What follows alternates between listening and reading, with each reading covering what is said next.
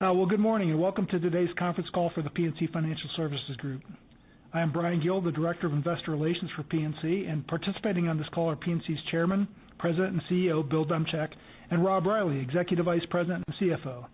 Today's presentation contains forward-looking information. Cautionary statements about this information, as well as reconciliations of non-GAAP measures, are included in today's earnings release materials, as well as our SEC filings and other investor materials. These are all available on our corporate website, pnc.com, under Investor Relations. These statements speak only as of January 16, 2024, and PNC undertakes no obligation to update them. Now I'd like to turn the call over to Bill. Thank you, Brian, and good morning, everyone. During a challenging and volatile operating environment for the banking industry, PNC performed well during 2023 and delivered a solid finish in the fourth quarter. For the full year 2023, adjusting for the fourth quarter impact of the FDIC special assessment and expenses related to a staff reduction initiative that we completed in the fourth quarter, we earned $14.10 per diluted share, compared to $13.85 per diluted share in 2022.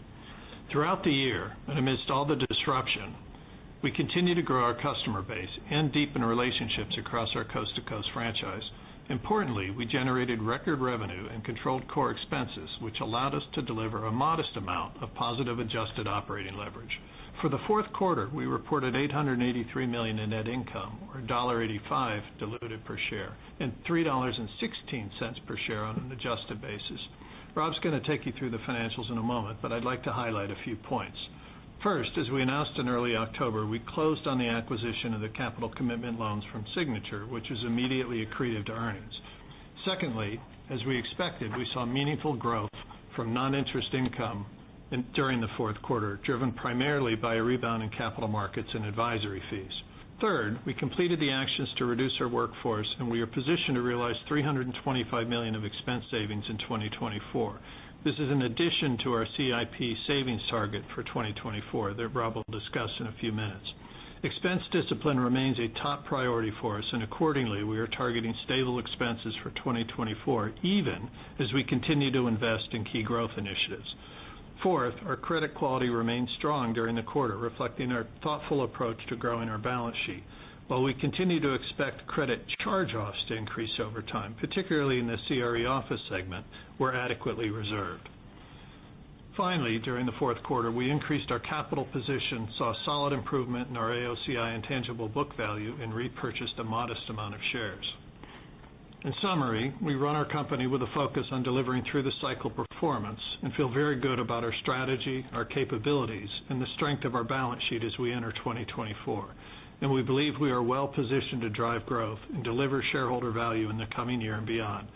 As always, I want to thank our employees for everything they do to meet the needs of our customers and make our success possible. And with that, I'll turn it over to Rob. Thanks, Bill, and good morning, everyone. Our balance sheet is on slide 3 and is presented on an average basis and compared to the third quarter. Loans were up 2% and averaged $325 billion, which includes the acquired Signature capital commitment loans. Investment securities declined $2 billion, or 2%. Cash balances at the Federal Reserve increased $4 billion to $42 billion, and deposits increased $1.4 billion and averaged $424 billion. Borrowed funds increased $5 billion to $73 billion, driven by higher FHLB borrowings and parent company senior debt issuances. At year-end, PNC was fully compliant with the proposed holding company long-term debt requirements, and we expect to reach compliance with the bank-level metrics through our normal course of funding well in advance of the phase-in period. AOCI improved $2.6 billion to negative $7.7 billion at quarter end, primarily reflecting the impact of favorable interest rate movements during the quarter. Accordingly, tangible book value increased to $85.08 per common share, up 9% linked quarter and 18% compared to the same period a year ago. We remain well capitalized with an estimated CET1 ratio of 9.9% as of December 31st, which increased 10 basis points linked quarter. Our estimated fully phased-in expanded risk-based CET1 ratio, based on the new proposed capital rules, would be approximately 8.2% at year-end, which is well above our current requirement of 7%. We continue to be well-positioned with capital flexibility. During the quarter, we resumed modest share repurchase activity of approximately $100 million, or roughly 500,000 shares. And when combined with $600 million of common dividends, we returned a total of $700 million of capital to shareholders. Slide 4 shows our loans in more detail. Compared to the third quarter, average loan balances increased 2%, driven by higher commercial loan balances and modest growth in consumer. Commercial loans were $223 billion, an increase of $5 billion, driven by the acquisition of the Signature Capital Commitment portfolio. Excluding the $8 billion full quarter average impact from the Signature loan portfolio, commercial loans declined $3 billion, or 1%, driven by lower utilization and soft loan demand. Consumer loans grew approximately $130 million, driven by higher residential mortgage balances, partially offset by lower home equity and credit card balances. And loan yields increased 19 basis points to 5.94% in the fourth quarter. Slide 5 covers our deposits in more detail. Average deposits grew $1.4 billion to $424 billion during the quarter, as seasonal growth in commercial deposits was partially offset by a decline in consumer deposits.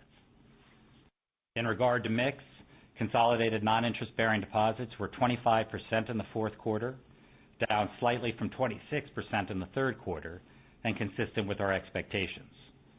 We continue to expect the non-interest-bearing portion of our deposits to stabilize near current levels. Our current rate paid on interest-bearing deposits increased to 2.48% during the fourth quarter, up from 2.26% in the prior quarter. As of December 31st, our cumulative deposit beta was 44% and in line with our expectation for the quarter. As we stated previously, we expect betas to drift modestly higher while interest rates remain at current levels, and our current forecast calls for the first rate cut to occur in mid-2024, at which point we believe the rate paid on deposits will begin to decline. Slide 6 details our investment security and swap portfolios. Average investment securities of $137 billion decreased 2%, as curtailed purchase activity was more than offset by portfolio paydowns and maturities. The securities portfolio yield increased 2 basis points to 2.59%, reflecting the runoff of lower-yielding securities. As of December 31st, the duration of the investment securities portfolio was 4.1 years. Our received fixed swaps pointing to the commercial loan book totaled $33 billion on December 31st. The weighted average received fixed rate of our swap portfolio increased 3 basis points to 2.1%, and the duration of the portfolio was 2.3 years. AOCI improved by $2.6 billion in the fourth quarter, reflecting lower interest rates. Importantly, as lower rate securities and swaps roll off, we expect a continued meaningful improvement to tangible book value from AOCI accretion.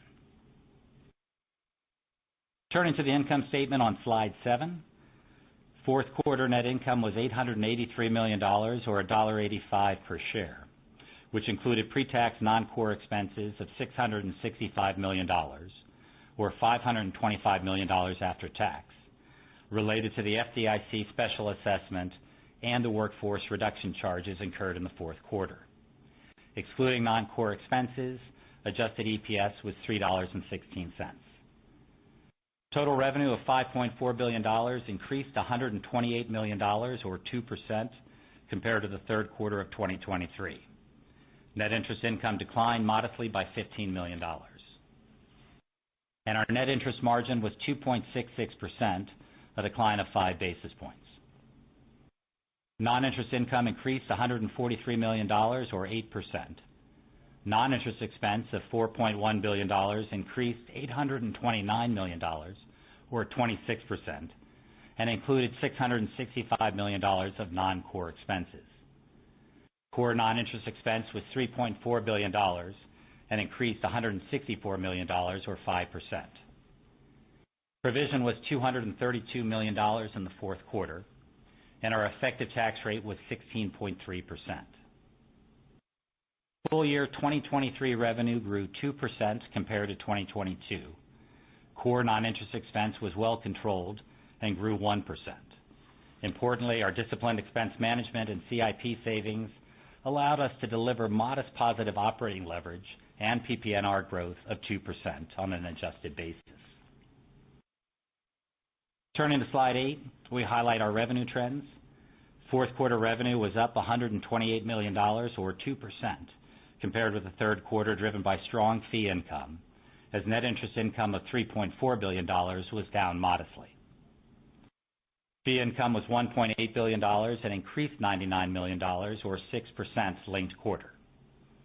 Looking at the detail, capital markets and advisory fees rebounded as expected and increased $141 million, or 84%, driven by higher M&A advisory fees. Asset management and brokerage revenue grew $12 million, or 3%, reflecting favorable market conditions. And residential and commercial mortgage revenue declined $52 million, or 26%, primarily due to a decrease in the valuation of net mortgage servicing rights.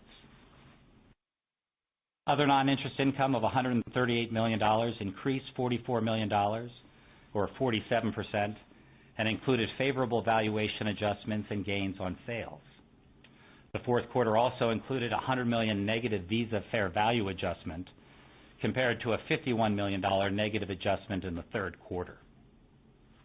As a reminder, at December 31st, PNC owned 3.5 million Visa Class B shares with an unrecognized gain of approximately $1.5 billion.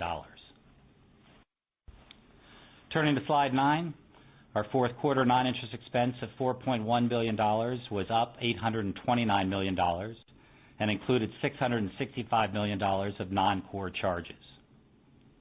Core non-interest expense of $3.4 billion increased $164 million, or 5% linked quarter, reflecting higher business activity, seasonality, and asset impairments. During the quarter, we incurred $42 million of impairment charges, which were largely related to building write-offs. Notably, in 2023, we reduced our non-branch footprint by 2 million square feet, or approximately 17%.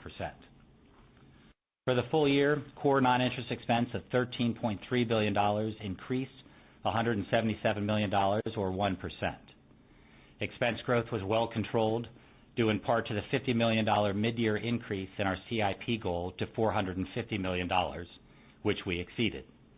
As a result, we generated 41 basis points of adjusted positive operating leverage for the full year.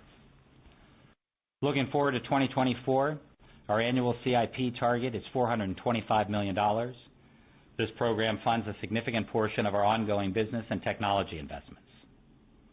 And as of year-end, we completed actions related to the workforce reduction that will drive $325 million of cost savings in 2024.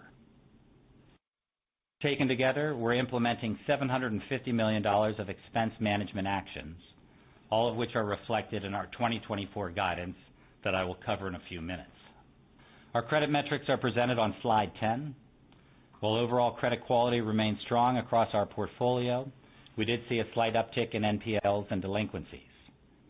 Non-performing loans increased $57 million, or 3% linked quarter, and included a $12 million increase in CRE. Total delinquencies of $1.4 billion increased $97 million, or 8% linked quarter.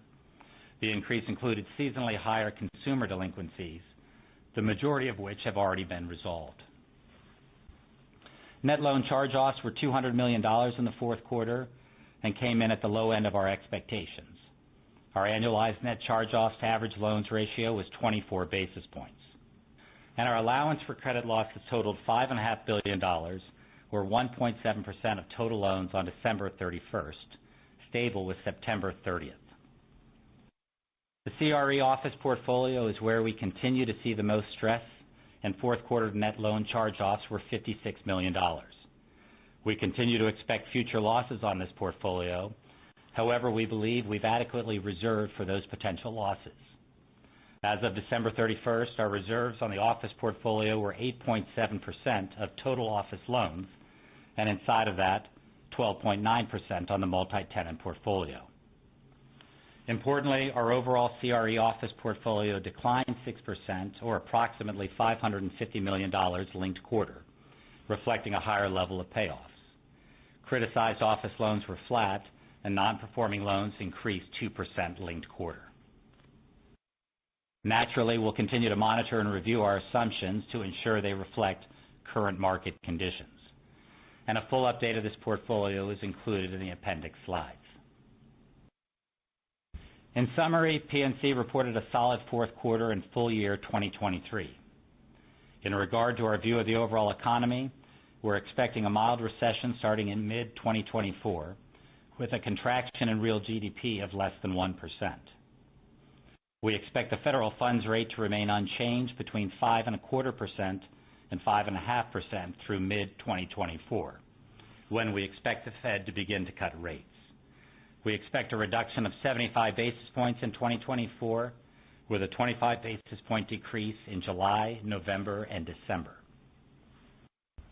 Looking ahead, our outlook for full year 2024 compared to 2023 results is as follows. We expect spot loan growth of 3 to 4%, which equates to average loan growth of approximately 1%. Total revenue to be stable to down 2%. Inside of that, our expectation is for net interest income to be down in the range of 4 to 5%, and non-interest income to be up 4 to 6%. Core non-interest expenses to be stable, and we expect our effective tax rate to be approximately 18.5%. Our outlook for the first quarter of 2024 compared to the fourth quarter of 2023 is as follows. We expect average loans to be stable, net interest income to be down 2 to 3%, fee income to be down 6 to 8% due to seasonally lower first quarter client activity, as well as elevated fourth quarter capital markets and advisory levels. Other non-interest income to be in the range of $150 million and $200 million, excluding Visa activity. Taking the component pieces of revenue together, we expect total revenue to be down 3 to 4%. We expect total core non-interest expense to be down 3 to 4%. We expect first quarter net charge-offs to be between $200 and $250 million. And with that, Bill and I are ready to take your questions. Thank you. If you would like to register a question, please press the 1-4 on your telephone. You will hear a 3-tone prompt to acknowledge your request. If your question has been answered and you would like to withdraw your registration, please press the 1 followed by the 3. One moment, please, for the first question. Our first question comes from John McDonald with Autonomous Research. Please proceed. Good morning. I wanted to ask Rob and Bill about the loan growth outlook for 2024. The spot guidance of up 3 to 4% seems a bit better than what we're seeing in H8 currently. I thought you could give some color on the drivers of your outlook there. Thank you. Sure. Hey, John. Good morning. It's Rob. On the outlook, so average loans up 1%, spot 3 to 4, as you mentioned. We see most of that being on the commercial side and most of that being on the back end of the year. Consumer, we do have some growth throughout the year, but pretty modest. Okay. And Rob, on the net interest income guidance, sounds like you're assuming 3 rate cuts, a little bit less than what the forward curve has. Just kind of wondering what would be the sensitivity if the forward curve played out and we saw more rate cuts than what you're assuming. Is that helpful to the NII outlook, all else equal or relatively neutral? Could you update us on the sensitivity there, please? Sure, John. The short answer is it's relatively neutral because, as you know, we've worked hard to get our balance sheet into a neutral sensitivity position. So not a lot of variance in terms of the forwards and our own expectations in terms of the impact on NII. The big question, obviously, is going to be on deposit pricing and how that behaves as the year plays out. But we don't expect a lot of variance. Okay. Thank you. Sure. Our next question comes from John Pancari with Evercore. Please proceed. Good morning. On the capital markets revenue, the numbers certainly came in really solid this quarter. As you look into 2024 and in the context of your up 4 to 6% non-interest income guidance for the full year, how are you thinking about capital markets trajectory through the year off of this level? Thanks. Yeah. Hey, John. Good morning. So with capital markets, we did get the rebound that we were expecting in the fourth quarter, and the bulk of that is in our Harris Williams, our M&A advisory business. As far as 24 guidance goes, we expect the pipelines are good. We expect sort of the fourth quarter and the first quarter of 23 to be the range of what we would see on a quarterly basis going through in 2024. The anomalies were the soft quarters of Q2 and Q3 in 2023. So take a look at the first quarter of 23, the fourth quarter of 23, and that's the range of what we would expect the quarterly run rate to be through 24.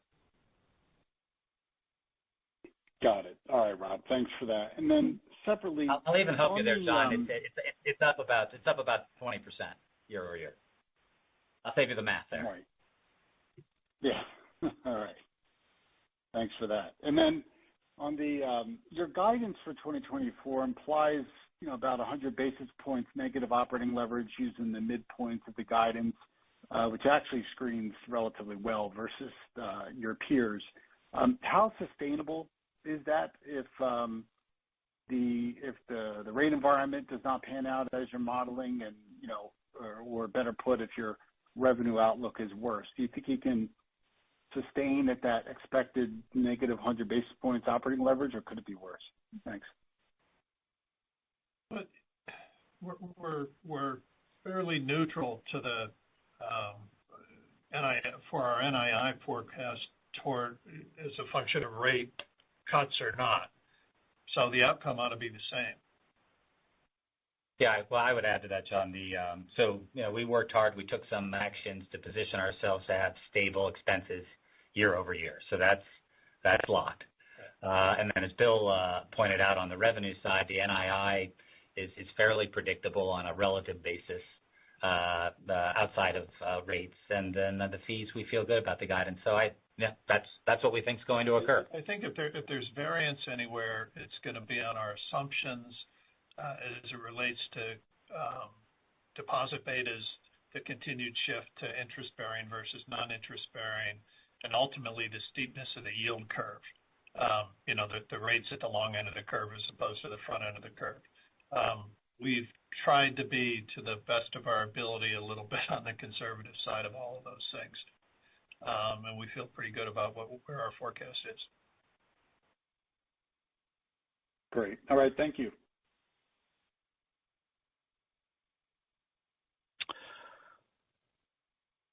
Our next question comes from Scott Siefers with Piper Sandler. Please proceed. Morning, everybody. Thanks for taking the question. I was hoping you might be able to share just some updated thoughts on sort of where and when NII might bottom, and I think perhaps more importantly, magnitude of rebound that it might see thereafter. I know you'd sort of suggested last month that NII ultimately could be a record in 2025. I guess I'd just be curious for any updated context around your thoughts there. Yeah, sure, Scott. Good morning. So as we pointed out, we do see NII going down in the first half of the year, troughing around the time of the cuts, and then growing from there and beyond. So, think about where we are now, go down a bit, and then grow back to where we are now. And then in 2025, what gives us a lot of confidence around record NII is we'll get the compounded effect of the repricing of our fixed rate assets as that continues into 25. So that's what we laid out a month ago, and that's still what we think. Perfect. Okay. Thank you, Bill. And then I guess just on the notion of deposit pricing, it sounds like you're expecting deposit costs to ease right around the time the Fed starts cutting. What's your sense for the sort of the pace of deposit betas on the way down vis-a-vis what they were on the way up?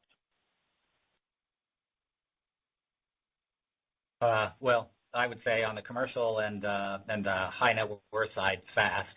And then we talked about on the consumer, sort of the core consumer, we could, and this is what Bill was alluding to there earlier, we could continue to see some drift up in rate paid, even though we get some cuts. So that's a big variable, obviously, and we'll have to play it out. Perfect. Okay. Thank you very much. Our next question comes from Manan Gosalia with Morgan Stanley. Please proceed. Hey, good morning. Thanks for outlining the macro assumptions behind the outlook, and appreciate your comments on loan growth being more back-end loaded. But can you give us some more color on how you're thinking about it? Because you also mentioned a mild recession mid-year. So is it really a big uptick in C&I in maybe like 4Q as rates begin to come down and as we come out of that mild recession? So I was hoping you could give us some more color on both commercial and consumer there. So I would just say, just to follow up on that. So yeah, back half of the year on the commercial side, we see the uptick in the third and the fourth quarter. A big part of that being expected increase in utilization, which is a little bit lower right now, and then just some pickup in general economic activity. Not a lot, 3 to 4% spot, average up 1%. And then on the consumer, just sort of slow, steady growth, nothing big there, maybe a little bit more in card and auto and a little bit less in resi. Got it. And then just on the credit side, last quarter you had some CRE loans move from criticized into NPLs, and it looks like things have been pretty steady this quarter on both criticized and NPLs. So do you think at this stage you guys have scrubbed the books and it should remain steady over the next few quarters with just NCOs sticking up, or is it likely to be lumpy? The question is more, given the new outlook for rates to come down, do you think the worst is behind us? Well, not on charge-offs. We think we're reserved correctly, but you have to remember that as these loans go to NPL and eventually if we have charges against them, we'll charge them off. It won't run through P&L because we've already created a reserve for it. But the work set on actually, maturing the loans and dealing with the outcome is yet to come. Yeah, and I would just add that the key number to look at there is the criticized percentage, which has not changed much. To Bill's point, that's the first bucket. The movement of that to non-performing or charge-offs will occur, but it's that criticized number that's the key number. Got it. Thank you.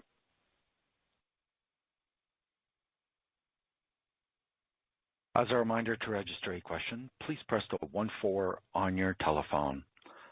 Our next question comes from Gerard Cassidy with RBC. Please proceed. Good morning, Bill. Good morning, Rob. Hey, Gerard. Can you guys share with us, you talked, Rob, about the commercial loan growth in the quarter when you X out the Signature purchase was down slightly. I know you have prospects for growth here in 2024, as you pointed out. But can you share with us, do you guys see much competition from the private credit market, the private equity guys that have been much more aggressive recently in lending? And second, on part of that, do you have them as customers as well? So do you have to balance in them as competitors as well as customers? We don't compete with them head-to-head with the types of loans they're typically in because we don't, play that much in the unsecured leverage space. Most of the, decline at Signature we saw was in utilization. That's right. So, and some seasonality. Yeah. As we go forward, more and more of the lending markets are moving into private hands and longer term. That is of a concern if they kind of move upscale in what they do. We do serve them. I would say that, our client base would just call it private equity or private managers at large. They're probably our largest clients between what we do with and for them from Harris Williams and Solberry and business credit and treasury management with their portfolio companies and on and on and on. So they are good clients, and I guess at the margin we could end up competing with them in certain things. But not so much today. Yeah.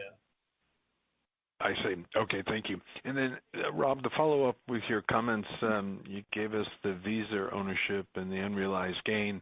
If I recall correctly, I think first quarter of 24, the owners of those shares are permitted to monetize that. Can you give us your updated thoughts on what you guys are thinking with your position in Visa?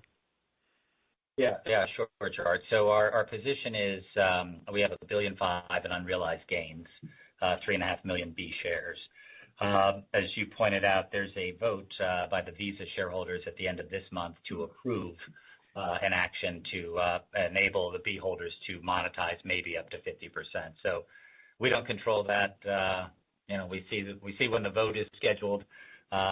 Should it be approved, then we'll move forward with our monetization plans that would be allowed under whatever's approved. Great, thank you. Our next question comes from Bill Carcache with Wolfe Research. Please proceed. Thank you. Good morning, Bill and Rob.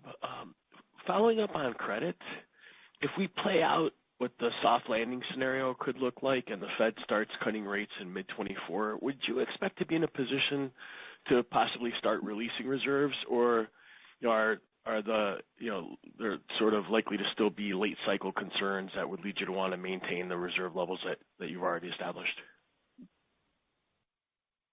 Well, hey, Bill, it's Rob. First, our reserves are appropriate for what we expect to occur. So that's number one. Number two, if things should substantially improve, yeah, sure. We're running at 1.7% right now, which historically is on the high side. So if things normalize out, and your definition of normal, we could be lower. Got it. And then, Bill, following up on your comment about feeling good about your reserve levels, but that we haven't necessarily seen peak charge-off rates yet, if we were to go down the mild recession scenario path, should we expect there to be some lag between when those charge-offs would actually hit the P&L and when the corresponding reserves would get released, or would the releases kind of occur concurrent with the increase in charge-offs? So remember, the charge-offs don't hit P&L. There seems to be a lot of confusion on that. The provisions we take hit P&L, and we've provided for our best expectation of future charge-offs in a scenario that assumes a mild recession. Right? So if our scenario comes true, we're fully reserved for everything that might happen to us. Charge-offs will flow through, but not hit our P&L because they're effectively neutralized against the debit to the provision. Understood. I guess I'm sorry. That's worth pointing out. There's always seems to be some confusion on that, but does that make sense? Yeah, no, I understand. I guess where I was going with that is that some have sort of alluded to, allowing, as if the credit environment does indeed deteriorate, allowing, some of those losses to flow through without necessarily releasing reserves. And so, even though they've established reserves, they would kind of maintain those reserves and allow the higher charge-offs to flow through before ultimately releasing. And I was just hoping to get your thoughts on kind of the timing of those different pieces. So it's a mechanical calculation that's dependent on our view of the economy at the time. So if you got to a place where the charge-offs occur and somehow we thought the economy was worse than our current expectation, we would be providing for the remainder of the portfolio at a higher level than we are today. Right? But right now we don't expect that to happen. So if the economy's worse, simply put, if the economy's worse than a mild recession, then you would expect our total reserve to increase. Because it's forward-looking. Yeah. Per CECL. Understood. If I could squeeze in one last one on capital return, I appreciate slide 19. Can you speak to how you're thinking about that 150 basis point impact from Basel III Endgame in light of some of the pushback that it's received? And is that 8.2% a level you'd feel comfortable running at, or would you target a slightly higher buffer? And then sort of underlying all of that, how are you thinking about buybacks in light of all the moving pieces? We'll answer the easy question first. 8.2 would be too low, I think, in this new environment, assuming Basel III Endgame goes through. So we'd run some higher number than that for certain. There does appear to be,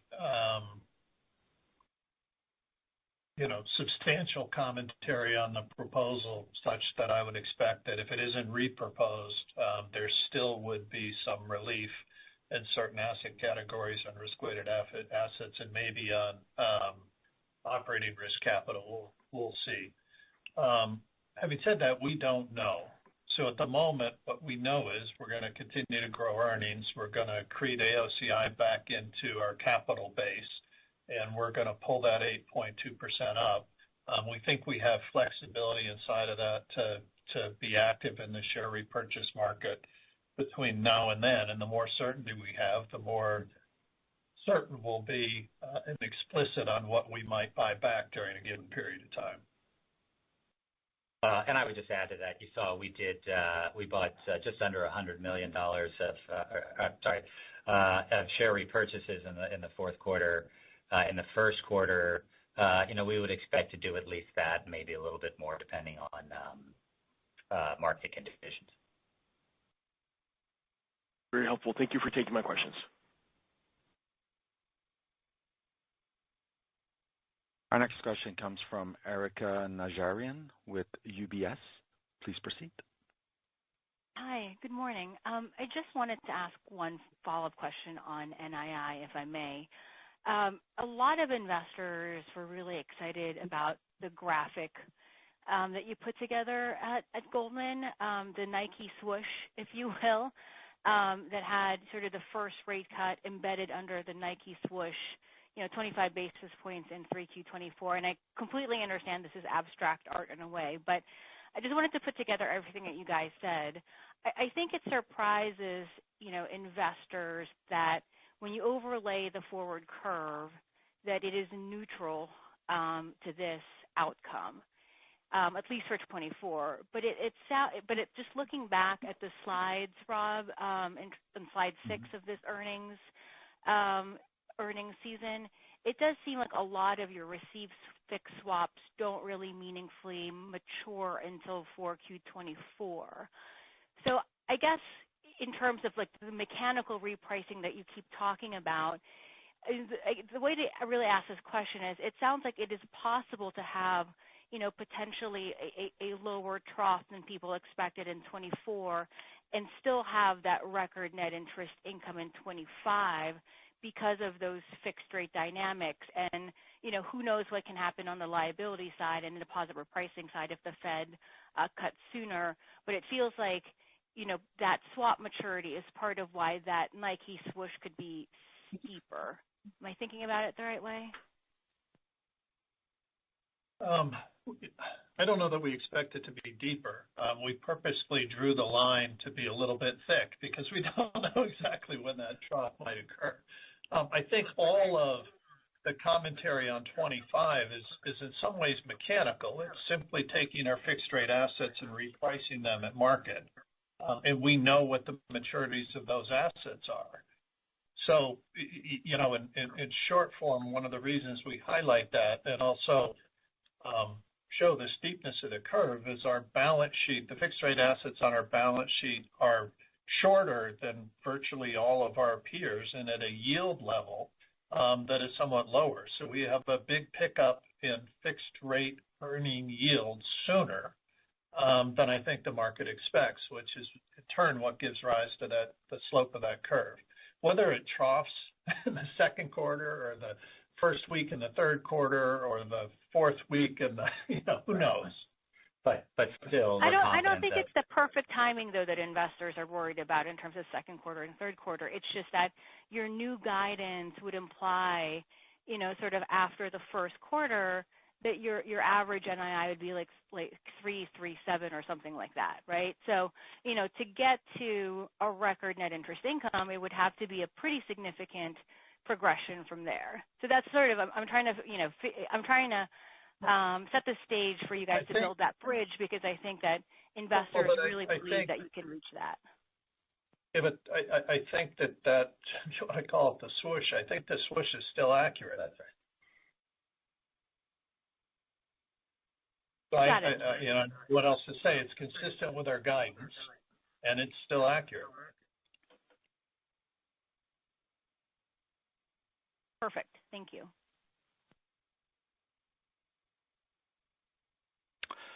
Our next question comes from Ken Usdin with Jefferies. Please proceed. Hey guys, good morning. Just a follow-up on that swaps book, page 6 of the deck. A couple $1 billion decline in the receive fixed. Any changes this quarter, whether terminations or new ads, and any thoughts in terms of like how you'll change and utilize that in terms of the last answer of trying to move that forward? Thanks.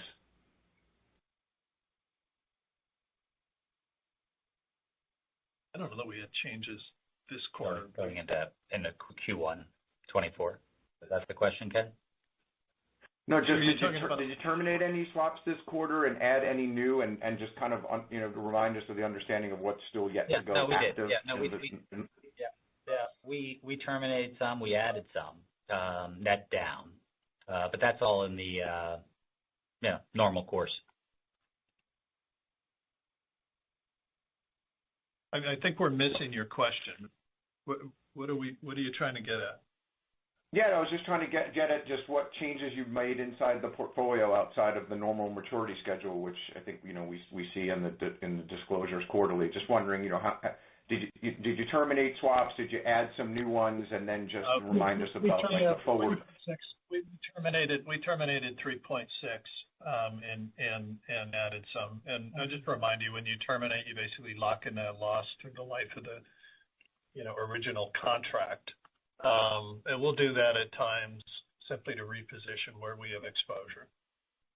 Yeah, exactly. Okay, got it. Second question, just on the fee outlook. Good to see, first of all, in the fourth quarter, the capital markets improvement that you saw. Just wondering how much of a driver is that of your expected fee growth next year, your pipelines in Harris-Williams, et cetera, and what other pieces do you expect to see growth in this year? Thanks. Yeah, hey Ken, just as I said earlier on the capital markets, nice rebound in our Harris-Williams activity. Pipelines are good. They support year-over-year growth of close to 20%, which is what I mentioned earlier. In terms of the other fee categories, asset management, flattish up a bit. That'll be market dependent.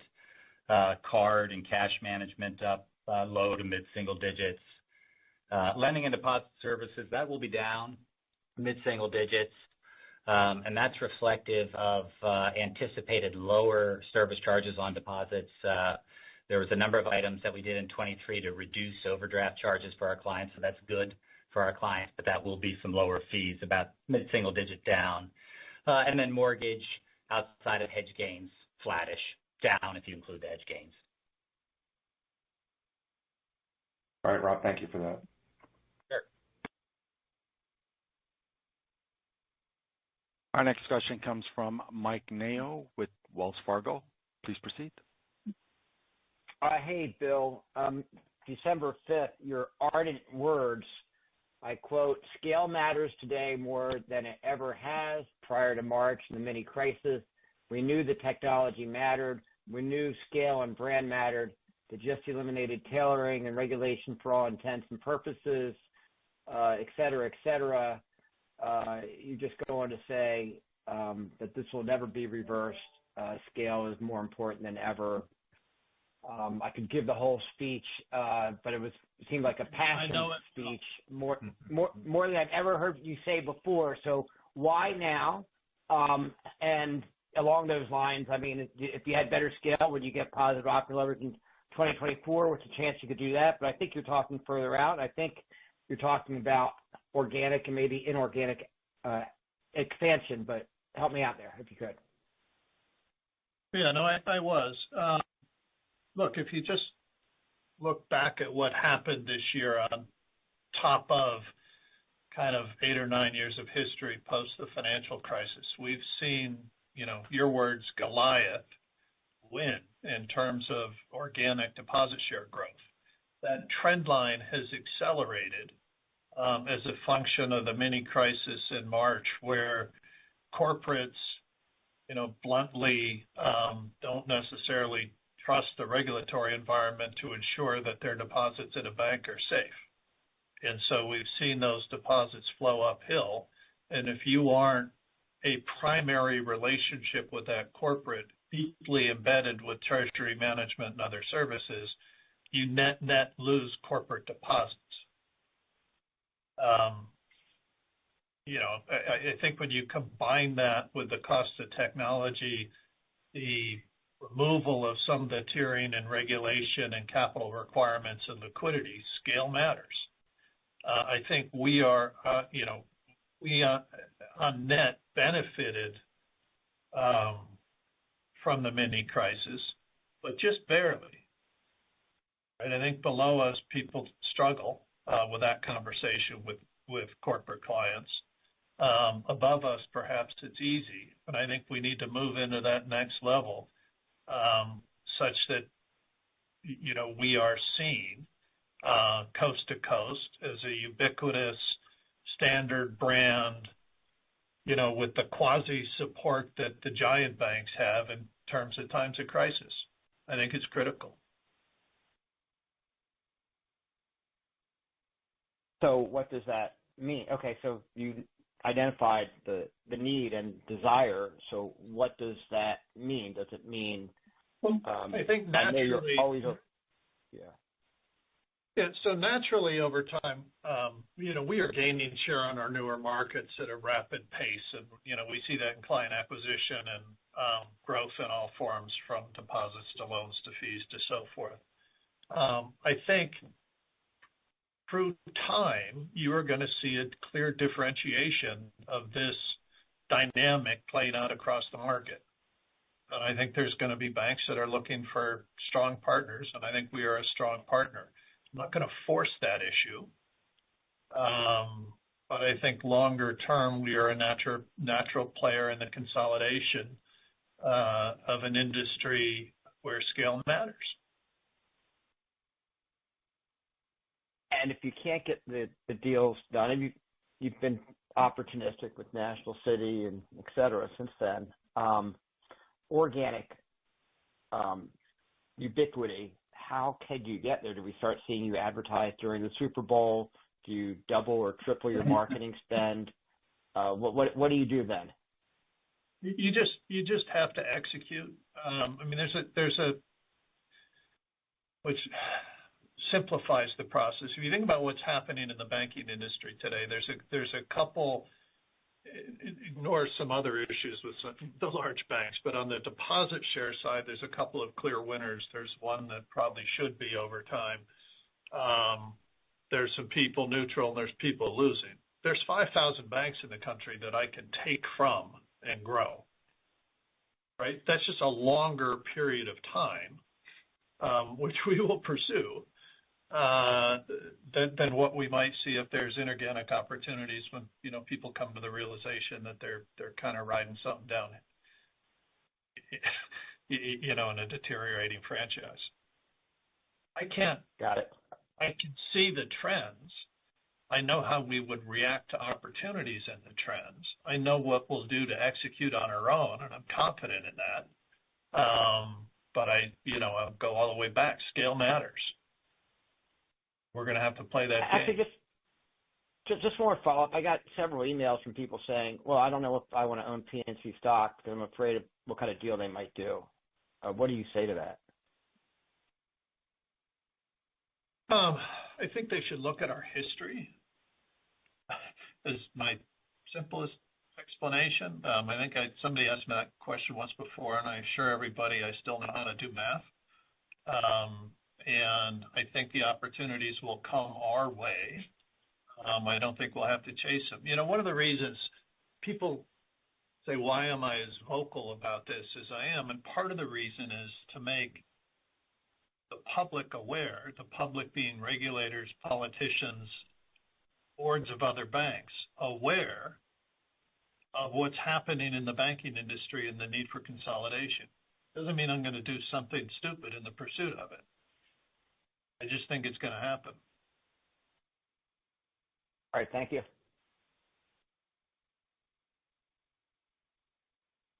Our next question comes from Ebrahim Poonawala with Bank of America. Please proceed.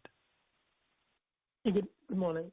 I guess just maybe one to follow up on your discussion with Mike around M&A. I guess, do you think the regulatory backdrop today is conducive for doing M&A, or do we need a very different sort of DOJ, just philosophical approach towards larger bank deals before we could see a pickup in deal activity? I don't think there's a simple answer to that, because I think if you listen carefully to the various speeches that have been done, that they'll talk about the recognition of the need for M&A, but they'll also talk about good mergers and bad mergers, good outcomes and bad outcomes along several metrics. So put differently, I think certain deals would get approved and others wouldn't. I think we have proven as an acquirer that we know what we're doing, and that the resultant institution is in fact stronger than the one we might acquire. Understood. And I guess just taking a step back around your view around a mild recession, I'm just wondering how much of that is just theoretical, informing your reserving model versus the weakness that you are seeing across your customers, and that leads you to believe that we will have a recession in the middle of the year. Because once we go down that path, who knows how bad things could get. So just would love to hear whether the recession assumption is just your conservatism, or are you seeing weakness across your customers?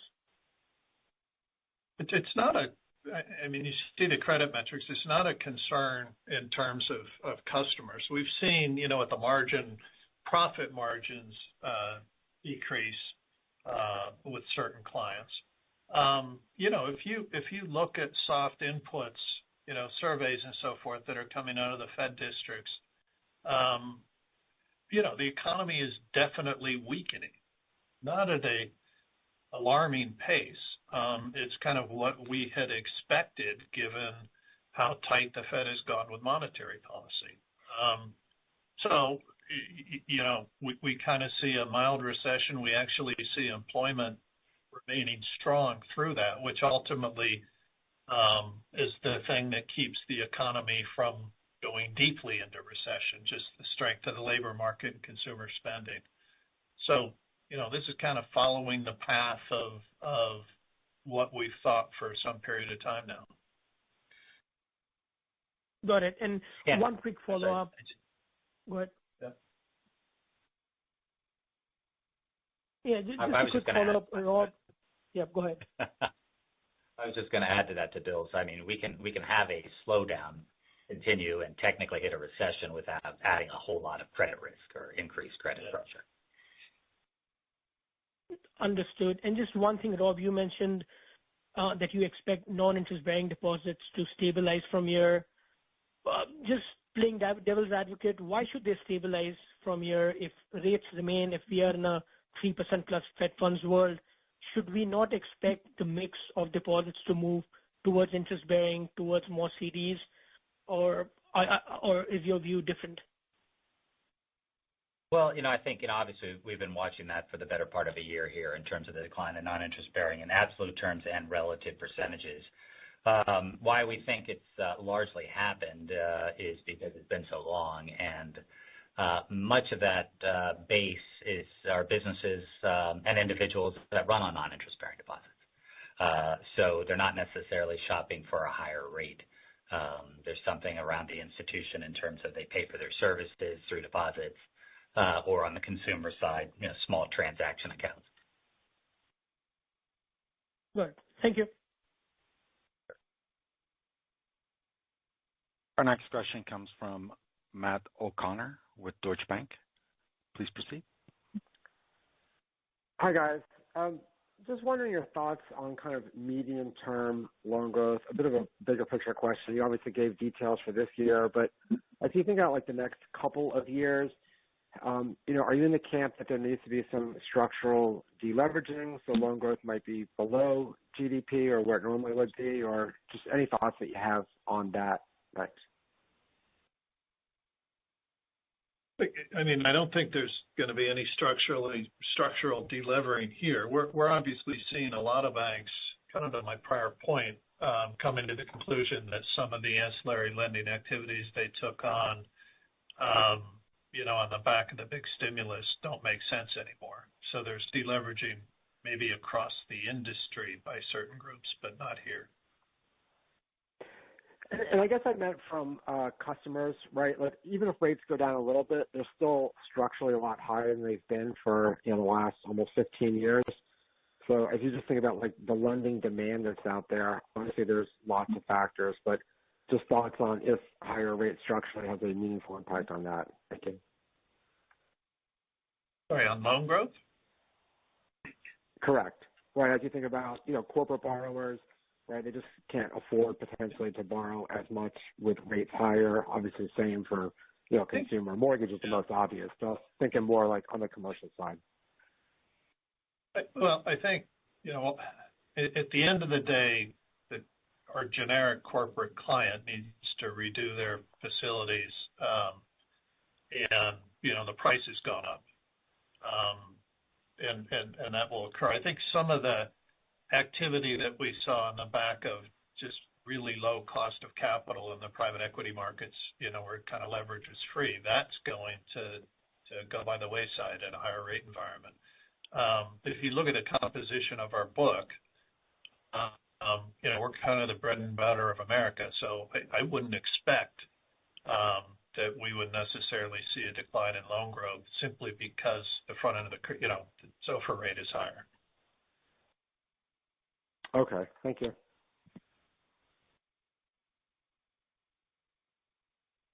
Our next question comes from Dave Rochester with Compass Point. Please proceed. Hey, good morning, guys. Just back on the M&A discussion, I know you mentioned building in a bigger buffer than that 8.2% you have on your adjusted CET1 ratio today. But is the plan to also maybe retain more capital than you normally would to better position you for taking advantage of any inorganic opportunities, which might keep the buyback activity more muted this year? Just curious to get your thoughts there. How you might balance that. Well, both of those thoughts are consistent. 8.2 is too low, so we're going to grow. Whether we're growing to be in faster compliance or growing because maybe something shows up where we could use some, we're still going to grow, and it's going to mute our capital return below what it otherwise might be absent the Basel III endgame changes. Okay.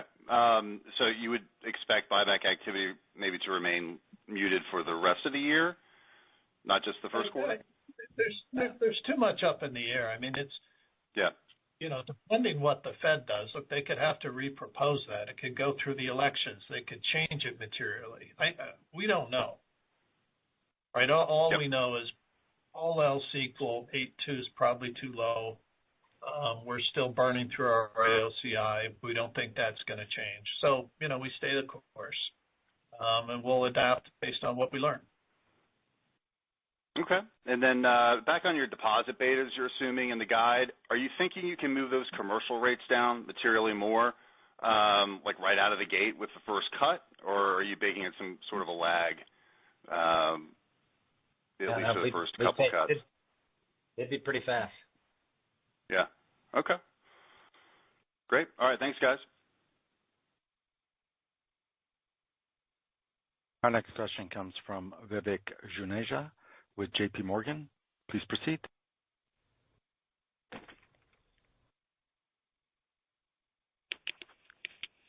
There, Vivek?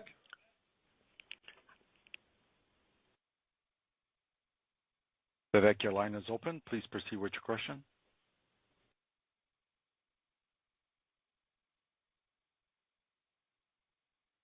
Do we have any more calls?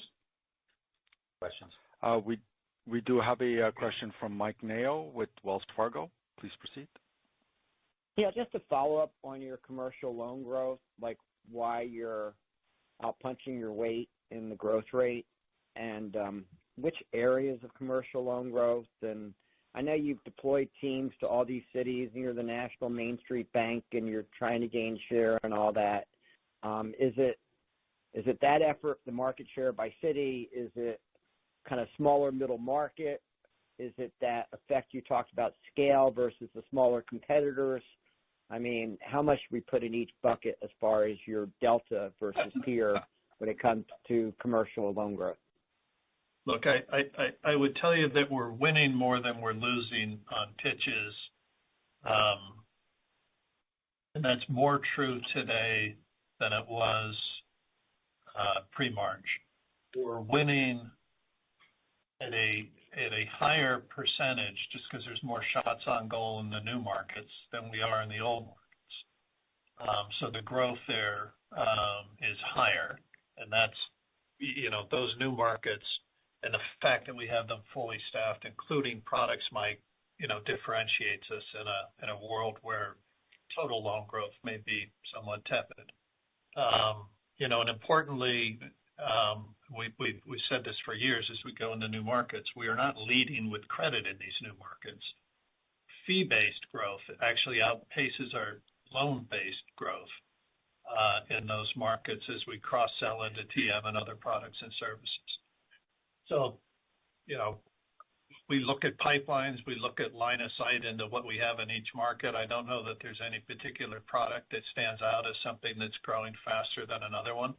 It's just we're winning clients.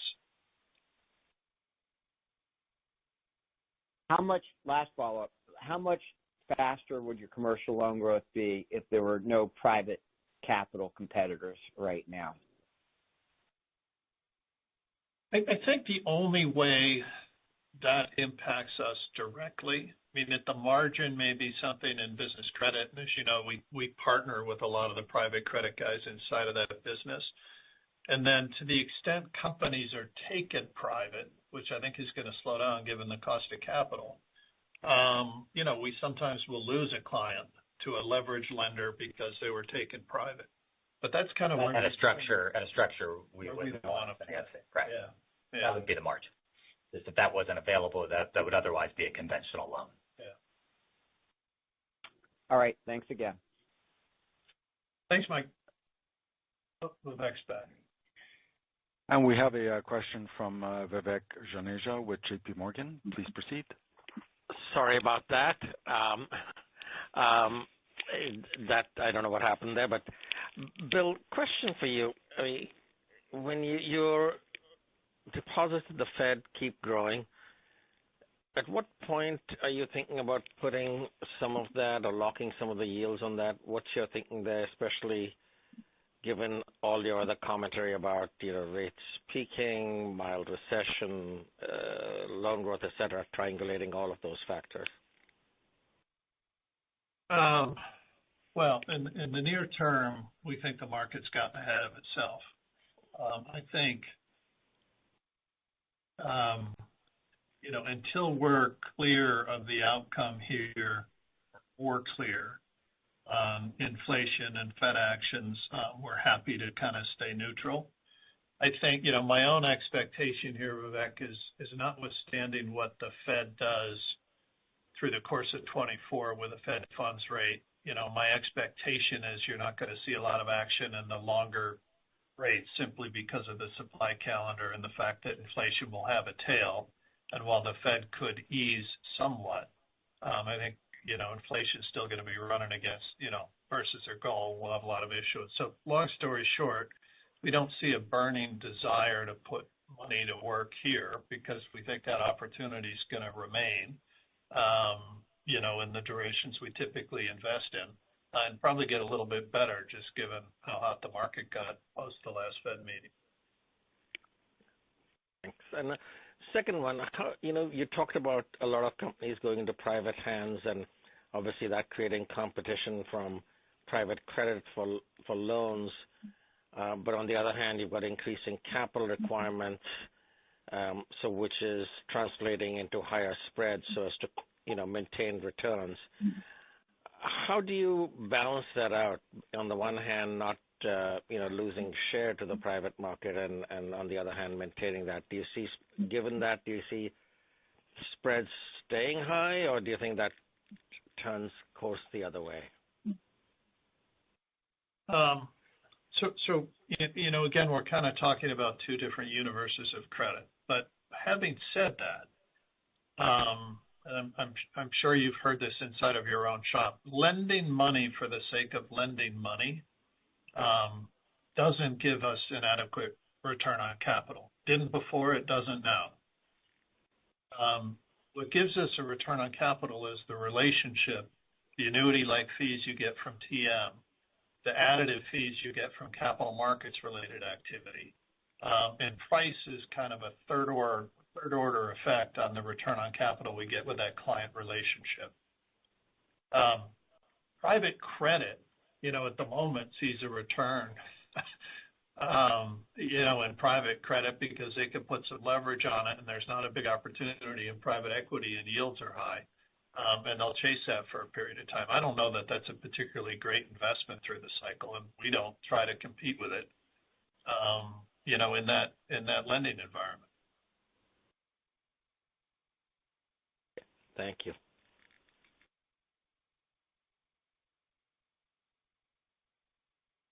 There are no further questions at this time.